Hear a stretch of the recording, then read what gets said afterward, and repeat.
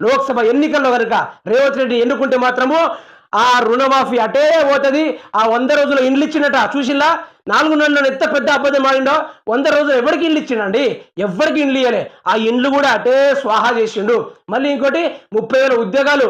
ఇదైతే గొంతు కోసిన ముచ్చడని చెప్పుకోవాలి, గొంతు కోసిన ముచ్చటని చెప్పుకోవాలి. ఎట్లాంటి ముచ్చట మాట్లాడుతున్నాడు రేవంత్ రెడ్డి? ఇది తెలంగాణ రాష్ట్ర ప్రజలకు అర్థం కావాలి, దయచేసి అర్థం కావాలి. మీకోసం పూర్తి స్థాయిలో పోరాడుతూనే ఉంటాము. రైతు రుణమాఫీ ఇచ్చేదాకా వదిలేది లేదు. ఆ 30,000 ఉద్యోగాలు పూర్తి స్థాయిలో విశ్లేషణ ఇవ్వకుండా దాన్ని కూడా వదిలేది లేదు. 100 రోజులు ఎవరికి ఇల్లు ఇచ్చిందో అది కూడా పూర్తి స్థాయిలో బయట పెట్టేదాకా వదిలేదే లేదు.